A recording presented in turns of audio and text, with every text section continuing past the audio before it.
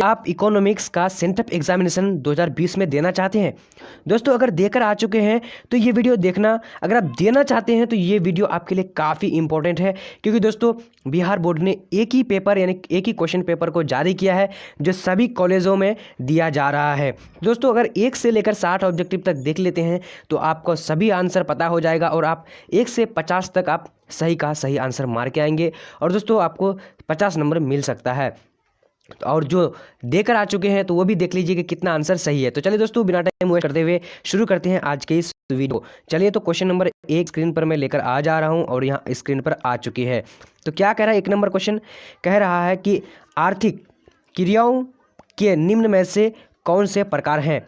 तो इसका right answer कौन सा हो जाएगा? तो डी नंबर यानी इनमें से सभी। ठीक है, इनमें से सभी राइट आंसर डी नंबर हो जाएगा। अब बढ़ते हैं अगले प्रश्न की ओर। तो यहाँ पर आ चुके हैं दूसरा नंबर प्रश्न। क्या कह रहा है? कह रहा है कि व्यष्टि अर्थशास्त्र के अंतर्गत निम्न में से किसका अध्ययन किया जाता है? तो इसका राइट आंसर कौन सा हो जाएगा? डी नंबर यानी इनमें से सभी का किया जाता है। अब बढ़ते हैं क्वेश्चन नंबर 3 की ओर। 3 नंबर क्वेश्चन क्या कह रहा है? अर्थव्यवस्था की केंद्रीय समस्याएं कौन सी है? तो इसका राइट आंसर कौन सा हो जाएगा? यानी ये सभी हैं, तो इसका राइट आंसर डी नंबर हो जाएगा। अब बढ़ते हैं अगले प्रश्न की ओर। तो अगला प्रश्न यहाँ पर देख लेते हैं। तो 4 नंबर प्रश्न क्या कह रहा है दोस्तों? कह रहा है कि अर्थव्यवस्था को वर्गीकृत किया जा सकता है। तो किससे किया जा सकता है वर्गीकृत? इसका राइट आंसर 4 नंबर का तो क्या हो जाए? डी नंबर यानी इनमें से सभी से किया जा सकता है। अब बढ़ते हैं अगले प्रश्न की ओर। तो 5 नंबर क्वेश्चन यहाँ पर आ चुकी है स्क्रीन पर। क्या कह रहा है? कह रहा है कि उपयोगिता की निम्न में से कौन सी 3 विशेषताएं हैं? तो इसका राइट आंसर कौन सा हो जाएगा 5 नंबर का? तो डी नंबर यानी इनमें से सभी राइट आंसर हो जाएगा। ठीक है, चलिए अब बढ़ते हैं यहाँ पर क्वेश्चन नंबर 6 की ओर। तो क्वेश्चन नंबर 6 क्या कह रहा है कि उपयोगिता का गणवाचक सिद्धांत है। सिद्धांत निम्न में से किसने प्रयुक्त किया? तो 6 नंबर का राइट आंसर कौन सा हो जाएगा दोस्तों? यानी मार्शल ने किया था। तो राइट आंसर ए नंबर हो जाएगा। जो एक स्टूडेंट ने मुझे दिया है वो इस नंबर को गलत मार चुका है। अगर आप पूरा वीडियो देखेंगे तो आप जो है सभी आंसर को सही कर सकते हैं। अगर आपको एग्ज़ाम किसी भी सब्जेक्ट का नहीं हुआ है तो आप कमेंट सेक्शन में बता देंगे, हम आपको जो है वो मॉडल पेपर लेकर आ जाएंगे जो आपका एग्ज़ाम होने वाला है। अब 7 नंबर को देखिए। 7 नंबर क्वेश्चन क्या कर रहा है? मांग में कौन सा तत्व निहित होना आवश्यक है? तो इसका 7 नंबर का राइट आंसर कौन सा हो जाएगा दोस्तों? तो 7 नंबर का राइट आंसर डी नंबर यानी इनमें से सभी जो है आवश्यक होता है। दोस्तों अगर आप चाहते हैं पीडीएफ लेने के लिए तो पीडीएफ आप ले सकते हैं इस नंबर पर। तो दोस्तों आपको जो है 150 रुपया पे करना पड़ेगा। उसके बाद जो है आप इस नंबर पर कॉल कर सकते हैं 7903288689। ठीक है दोस्तों, तो अगर आप जो है लेना चाहते हैं नहीं खरीदना चाहते हैं तो आप इस नंबर पर कॉल कर सकते हैं, अन्यथा आप जो है वीडियो को आगे देखते रहें। अब बढ़ते हैं यहाँ पर क्वेश्चन नंबर 8 की ओर। तो 8 नंबर क्वेश्चन क्या कर रहा है कि मांग का नियम है। तो मांग का नियम क्या है? तो इसका राइट आंसर कौन सा हो जाएगा? 8 नंबर का ए नंबर यानी क्या हो जाएगा? गुणात्मक कथन राइट आंसर ए नंबर हो जाएगा। अब बढ़ते हैं क्वेश्चन नंबर 9 की ओर। तो 9 नंबर यहाँ पर आ चुके दोस्तों। क्या कह रहा है? कह रहा है कि कॉफ़ी का मूल्य में वृद्धि होने से चाय की मांग बढ़ती है घटती है? तो क्या होती है दोस्तों? तो 9 नंबर का राइट आंसर कौन सा हो जाएगा? ए नंबर यानी बढ़ती है। अब बढ़ते हैं अगले प्रश्न की ओर। तो यहाँ पर आ चुके 10 नंबर क्वेश्चन। क्या कह रहा है कि मांग की लोच है। तो मांग की लोच क्या है? तो इसका राइट आंसर क्या हो जाएगा? 10 नंबर का बी नंबर यानी मात्रात्मक कथन राइट आंसर यानी हो जाएगा बी नंबर। ठीक है, अब बढ़ते हैं अगले प्रश्न की ओर। चलिए तो अगला प्रश्न यहाँ पर आ चुके दोस्तों। क्या कह रहा है? कह रहा है कि इकाई से कम मांग की लोच को निम्नलिखित में से कौन व्यक्त करता है? तो 11 नंबर का राइट आंसर कौन सा हो जाएगा? ए नंबर यानी आवश्यक वस्तु राइट आंसर ए नंबर हो जाएगा। अब बढ़ते हैं अगले प्रश्न की ओर। तो यहाँ पर आ चुकी है 12 नंबर क्वेश्चन। क्या कह रहा है? उत्पादन किसका फलन है? तो दोस्तों इसका 12 नंबर का राइट आंसर कौन सा हो जाएगा? तो राइट आंसर बी नंबर यानी उत्पत्ति के साधनों का राइट आंसर बी नंबर हो जाएगा। चलिए अब बढ़ते हैं यहाँ पर क्वेश्चन नंबर 13 की ओर। 13 नंबर क्वेश्चन क्या कह रहा है? कह रहा है कि दीर्घकालीन उत्पादन फलन का संबंध निम्न में से किससे है? तो 13 नंबर का राइट आंसर कौन सा हो जाएगा? तो सी नंबर दोस्तों राइट आंसर क्या हो जाएगा? यानी पैमाने के प्रतिफल नियम से। पैमाने के प्रतिफल नियम से क्या होता है? यानी फलन का संबंध निम्न में से होता है। ठीक है, चलिए अब बढ़ते हैं अगले प्रश्न की ओर। तो 14 नंबर क्वेश्चन यहाँ पर क्या कह रहा है? कह रहा है कि वह कौन सी समय है जिसमें उत्पादन के सभी सघन परिवर्तन किए जा सकते हैं? तो 14 नंबर का राइट आंसर कौन सा हो जाएगा दोस्तों? इनमें से सभी, राइट आंसर डी नंबर हो जाएगा, इनमें से सभी। अब बढ़ते हैं अगले प्रश्न की ओर, 15 नंबर। तो 15 नंबर क्वेश्चन क्या कह रहा है, देख लीजिए। यहाँ पर कह रहा है कि निम्न में से कौन स्थिर नहीं लगता है। तो निम्न में से कौन स्थिर लागत नहीं है। तो 15 नंबर का राइट आंसर कौन सा हो जाएगा, सी नंबर, यानी कच्चे माल की लागत जो है ये क्या है, स्थिर लागत नहीं है। अब बढ़ते हैं अगले प्रश्न की ओर। तो यहाँ पर आ चुके 16 नंबर। तो 16 नंबर क्वेश्चन क्या कह रहा है दोस्तों, कह रहा है कि उत्पादन की मात्रा में परिवर्तन का प्रभाव क्या होता है, यानी केवल परिवर्तनशील लागतों पर पड़ता है या फिर केवल स्थिर लागतों पर लगता है, क्या होता है। तो इसका राइट आंसर 16 नंबर का कौन सा हो जाएगा, तो बी नंबर, यानी केवल परिवर्तनशील लागतों पर पड़ता है। अब बढ़ते हैं अगले प्रश्न की ओर। चलिए, तो यहाँ पर आ चुके 17 नंबर क्वेश्चन दोस्तों। 17 नंबर क्वेश्चन क्या कह रहा है कि उत्पादन में वृद्धि के समय साथ साथ कुल लागत एवं परिवर्तनशील लागत में अंतर घटता है, बढ़ता है, स्थिर रहता है, या फिर इनमें से कोई नहीं। तो 17 नंबर का राइट आंसर क्या हो जाए, सी नंबर, यानी स्थिर रहता है। अब बढ़ते हैं अगले प्रश्न की ओर। 18 नंबर क्वेश्चन क्या कह रहा है, एक अधिकार एवं एक अधिकारी प्रतियोगिता में होता है, तो क्या होता है। तो इसका राइट आंसर बी नंबर हो जाएगा, क्या हो जाएगा, ए आर और एम आर हो जाएगा, ठीक है। चलिए अब बढ़ते हैं अगले प्रश्न की ओर।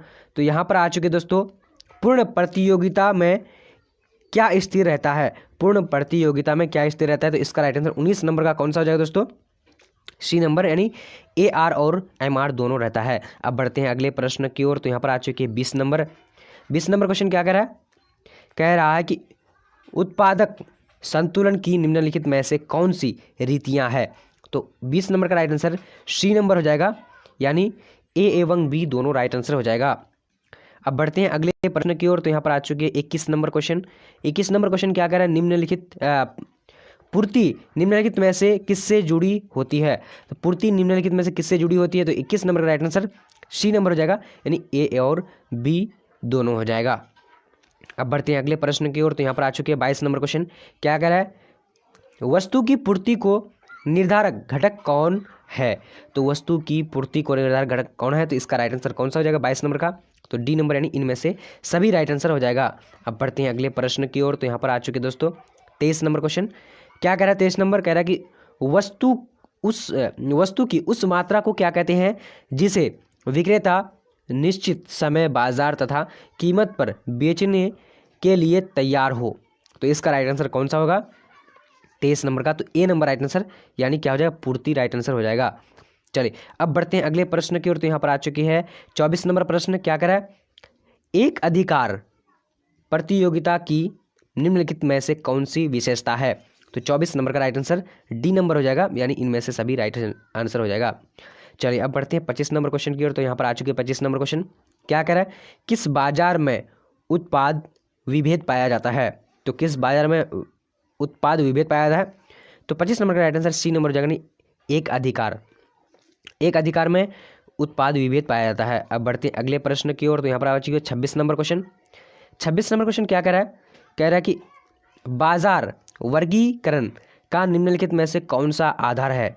तो इसका राइट आंसर 26 नंबर का कौन सा हो जाएगा, डी नंबर, यानी इनमें से सभी राइट आंसर हो जाएगा। अब चलिए अब बढ़ते हैं यहाँ पर 27 नंबर क्वेश्चन। क्या कह रहा है दोस्तों, कह रहा है कि संतुलन कीमत के निर्धारक घटक निम्नलिखित में से कौन से हैं। तो 27 नंबर का राइट आंसर कौन सा हो जाएगा दोस्तों, सी नंबर राइट आंसर, यानी ए एवं बी दोनों हो जाएगा। दोस्तों अगर आप जो है इंपॉर्टेंट पीडीएफ किसी भी सब्जेक्ट का फाइनल एग्जाम के लिए लेना चाहते हैं, क्योंकि वो सारा मैं बना करके तैयार रखा हूँ, अगर आप लेना चाहते हैं तो दोस्तों आप इस नंबर पर कॉल कर सकते हैं 7903288689, ठीक है दोस्तों। इस नंबर पे आप जो है कॉल कर सकते हैं या फिर व्हाट्सएप से कांटेक्ट कर सकते हैं, ठीक है। चलिए अब बढ़ते हैं अगले प्रश्न की 28 नंबर क्वेश्चन। तो यहाँ पर आ चुके दोस्तों 28 नंबर क्वेश्चन। क्या है, कीमत उस बिंदु पर निर्धारण होती है जहाँ क्या होती है। तो इसका राइट आंसर कौन सा हो जाए दोस्तों, यानी वस्तु की मांग और वस्तु की पूर्ति बराबर होती है, ठीक है। अब बढ़ते हैं अगले प्रश्न की ओर। चलिए तो 29 नंबर क्वेश्चन क्या कह रहा है, कह रहा है कि मार्शल ने पूर्ति के आधार पर उत्पादन समय को कितनी अवधियों में बांटा है। तो इसका 29 नंबर का राइट आंसर कौन सा हो जाएगा दोस्तों, बी नंबर राइट आंसर, यानी 3 भागों में बांटा है, 3 अवधियों में बांटा है। अब बढ़ते हैं अगले प्रश्न की ओर। तो यहाँ पर आ चुके 30 नंबर क्वेश्चन। 30 नंबर क्वेश्चन क्या कह रहा है, किसी वस्तु का मूल्य निर्धारित होता है। तो क्या निर्धारित होता है, मांग एवं पूर्ति दोनों के द्वारा, या फिर मांग के द्वारा या फिर पूर्ति द्वारा। तो इसका राइट आंसर कौन सा हो जाए, 30 नंबर का सी नंबर, यानी मांग एवं पूर्ति दोनों द्वारा, राइट आंसर सी नंबर होगा। चलिए अब बढ़ते हैं अगले प्रश्न की ओर। तो यहाँ पर दोस्तों आ चुकी है क्वेश्चन नंबर 31। क्या कह रहा है, साधन कीमत एवं साधन कीमत। तो 31 नंबर क्वेश्चन क्या कह रहा है, कह रहा है कि साधन कीमत निर्धारण के निम्न में से कौन से घटक है। तो इसका राइट आंसर कौन सा होगा, 31 नंबर का डी नंबर हो जाएगा। इनमें से सभी राइट आंसर हो जाएगा। अब बढ़ते हैं अगले प्रश्न की ओर। क्वेश्चन नंबर आ चुकी है यहाँ पर, साम्य कीमत की निर्धारण एवं निम्न में से किसके द्वारा स्थापित होता है। तो इसका राइट आंसर 32 नंबर का राइट आंसर कौन सा हो जाएगा दोस्तों, सी नंबर, यानी ए बी दोनों। तो दोस्तों मैं थोड़ा सा स्पीड में वीडियो बना रहा हूँ, इसीलिए जो है थोड़ा सा पढ़ने में मिस्टेक हो जा रही है। तो आप लोग कमेंट ना करें कि आप पढ़ नहीं पा रहे हैं। बहुत सारे स्टूडेंट कमेंट इस तरह के करते हैं, क्योंकि जो आपको आंसर की दे रहा हूँ तो ये काफ़ी जो है बहुत तेज़ी में बनाना पड़ता है। व्यापक अर्थशास्त्र की निम्नलिखित में से कौन सी उपयोगिता है। तो 33 नंबर का राइट आंसर कौन सा है, डी नंबर, यानी इनमें से सभी राइट आंसर हो जाएगा। अब बढ़ते हैं अगले प्रश्न की ओर। तो यहाँ पर आ चुके दोस्तों 34 नंबर, सामान्य कीमत स्तर का अध्ययन किया जाता है, यानी अध्ययन किया जाता है। तो इसका राइट आंसर कौन सा, 34 नंबर का बी नंबर राइट आंसर, यानी कौन सा हो जाएगा, समष्टि अर्थशास्त्र से। ठीक है, राइट आंसर। अब बढ़ते देख लिए हम लोग, अगला प्रश्न की ओर बढ़ते हैं। तो यहाँ पर आ चुकी है दोस्तों क्वेश्चन नंबर 35। क्या करें, चक्रीय प्रवाह के अंतर्गत निम्नलिखित में कौन सम्मिलित है। तो इसका राइट आंसर 35 नंबर का राइट आंसर सी नंबर हो जाएगा, सी नंबर, यानी ए एवं बी राइट आंसर हो जाएगा। अब बढ़ते हैं अगले प्रश्न की ओर। यहाँ पर 36 नंबर क्वेश्चन आ चुकी है। क्या कह रहा है, प्रवाह के अंतर्गत निम्नलिखित में से कौन शामिल है। तो 36 नंबर का राइट आंसर कौन सा हो जाएगा, तो डी नंबर, यानी इनमें से सभी राइट हो जाएगा। अब बढ़ते हैं अगले प्रश्न की ओर दोस्तों। यहाँ पर आ चुकी है 37 नंबर क्वेश्चन। तो 37 नंबर क्वेश्चन क्या कह रहा है कि वास्तविक प्रवाह के अंतर्गत निम्नलिखित में से कौन शामिल है। तो इसका 37 नंबर का राइट आंसर कौन सा हो जाएगा, यानी सी नंबर राइट आंसर, यानी ए और बी दोनों हो जाएगा। अब बढ़ते हैं अगले प्रश्न की ओर। तो यहाँ पर आ चुकी है 38 नंबर क्वेश्चन। क्या कि घिसावट वह किसमें सम्मिलित रहता है, घिसावट वह किसमें सम्मिलित रहता है। तो इसका 38 नंबर का राइट आंसर ए नंबर हो जाएगा, यानी GNP-MP राइट आंसर हो जाएगा, ए नंबर। ठीक है, चलिए अब बढ़ते हैं अगले प्रश्न की ओर। तो यहाँ पर आ चुके 39 नंबर क्वेश्चन। क्या कह रहा है, साधन लागत पर शुद्ध राष्ट्रीय आय को क्या कहा जाता है। तो 39 नंबर का राइट आंसर कौन सा हो जाएगा दोस्तों, ए नंबर राइट आंसर कौन सा हो जाएगा, ए नंबर, यानी राष्ट्रीय आय राइट हो जाएगा। अब बढ़ते हैं अगले प्रश्न की ओर। तो 40 नंबर क्वेश्चन को देख लेते हैं। यहाँ पर आ चुकी है 40 नंबर, एक अर्थव्यवस्था में कौन सा क्षेत्र सम्मिलित रहता है। तो इसका राइट आंसर 40 नंबर का कौन सा, डी नंबर, यानी इनमें से सभी सम्मिलित रहता है। अब बढ़ते हैं यहाँ पर 41 नंबर क्वेश्चन आ चुके स्क्रीन पर। क्या कर रहा है, लाभ को निम्नलिखित में से कौन से घटक है। तो लाभ के निम्नलिखित में से कौन से घटक है। तो इसका 41 नंबर का राइट आंसर डी नंबर हो जाएगा, इनमें से सभी राइट हो जाएगा। चलिए अब बढ़ते हैं क्वेश्चन नंबर 42। तो आ चुके 42 नंबर क्वेश्चन। क्या कर रहा है, वस्तु विनिमय प्रणाली की आवश्यक शर्त निम्नलिखित में से कौन है। तो इसका राइट आंसर कौन सा हो जाएगा, 42 नंबर का डी नंबर, यानी इनमें से सभी राइट आंसर हो जाएगा। अब बढ़ते हैं क्वेश्चन नंबर यहाँ पर 43 नंबर क्वेश्चन। क्या कह रहा है, वस्तु विनिमय प्रणाली के निम्नलिखित में से कौन से लाभ है। तो इसका राइट आंसर कौन सा हो जाएगा, 43 नंबर का डी नंबर राइट आंसर, यानी इनमें से सभी राइट हो जाएगा। ठीक है, चलिए अब बढ़ते हैं 44 नंबर क्वेश्चन की ओर। तो स्क्रीन पर आ चुके 44 नंबर क्वेश्चन। क्या कह रहा है, कह रहा है कि किसने कहा मुद्रा वह है जो मुद्रा का कार्य करे। तो 44 नंबर का राइट आंसर कौन सा हो जाएगा, ए नंबर, यानी क्या हो जाएगा, हर्टले विदर्स राइट आंसर हो जाएगा। अब क्वेश्चन नंबर 45 नंबर। तो यहाँ पर स्क्रीन पर 45 नंबर क्वेश्चन क्या कह रहा है, मुद्रा के गौण कार्य के अंतर्गत निम्नलिखित में से किसे शामिल किया जाता है। तो 45 नंबर का राइट आंसर कौन सा हो जाएगा दोस्तों, तो 45 नंबर का डी नंबर राइट आंसर हो जाएगा, यानी इनमें से सभी राइट हो जाएगा। अब बढ़ते हैं क्वेश्चन नंबर 46 की ओर। तो स्क्रीन पर 46 नंबर क्वेश्चन है। क्या कह रहा है कि मौद्रिक नीति का संबंध है। तो मौद्रिक नीति का संबंध क्या है। तो 46 नंबर का राइट आंसर जो हो जाएगा दोस्तों, डी नंबर, यानी खुले बाजार की प्रक्रिया, खुले बाजार की क्रिया, राइट आंसर डी नंबर हो जाएगा। ठीक है, अब बढ़ते हैं 47 नंबर क्वेश्चन की ओर। तो 47 नंबर क्वेश्चन यहाँ पर आ चुकी है। क्या कह रहा है कि केंद्रीय बैंक द्वारा कौन सी मुद्रा जारी की जाती है। तो 47 नंबर का राइट आंसर कौन सा हो जाएगा दोस्तों? ए नंबर राइट आंसर, यानी चालन मुद्रा राइट आंसर हो जाएगा।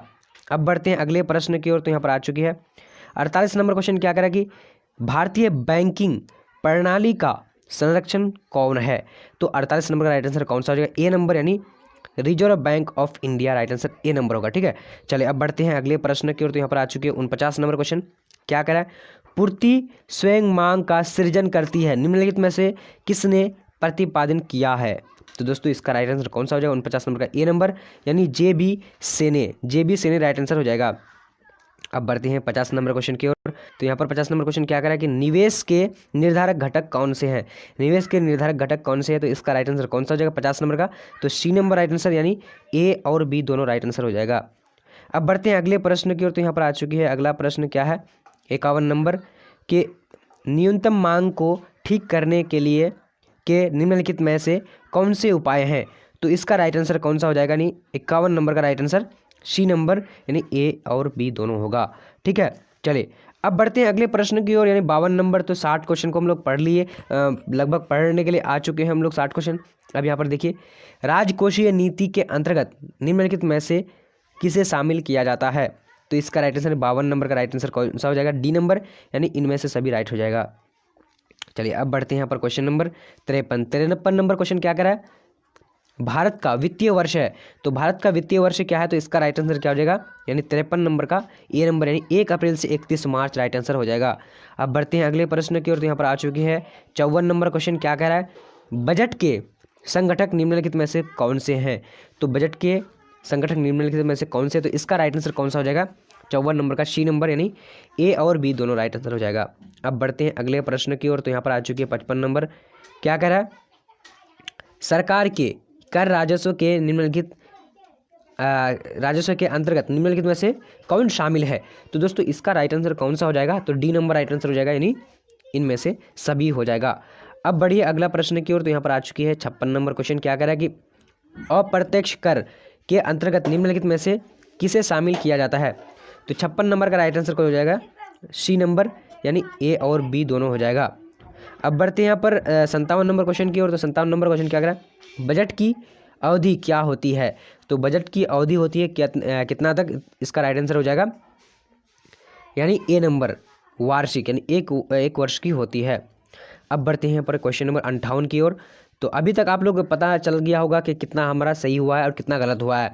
तो यहाँ पर 58 नंबर क्या कह रहा है? विनिमय दर के निम्नलिखित में से कौन से रूप है? तो इसका राइट आंसर क्या हो जाएगा? नहीं, 58 नंबर का सी नंबर, ए और बी दोनों हो जाएगा। अब बढ़ते हैं यहाँ पर 59 नंबर क्वेश्चन की ओर। तो आ चुकी है स्क्रीन पर क्या कह रहा है? भुगतान शेष के अंतर्गत निम्नलिखित में से कौन सी मद सम्मिलित है? तो इसका राइट आंसर 59 नंबर का डी नंबर हो जाएगा, यानी इनमें से सभी राइट आंसर हो जाएगा। अब बढ़ते हैं अगले यानी अंतिम क्वेश्चन की ओर। तो स्क्रीन पर आ चुकी है अंतिम क्वेश्चन और देख लेते हैं, सब्जेक्टिव भी देख लीजिए। अब यहाँ पर क्या है कि भुगतान संतुलन में दृश्य मदों के अंतर्गत निम्नलिखित में से किसे किया जाता है? तो इसका राइट आंसर कौन सा हो जाएगा? 60 नंबर का डी नंबर, यानी इनमें से सभी राइट आंसर हो जाएगा। अब देख लीजिए सब्जेक्टिव आप लोग पढ़ लीजिए, वीडियो को रोक रोक करके देख लीजिए, मैं थोड़ा सा स्पीड में लेकर जा रहा हूँ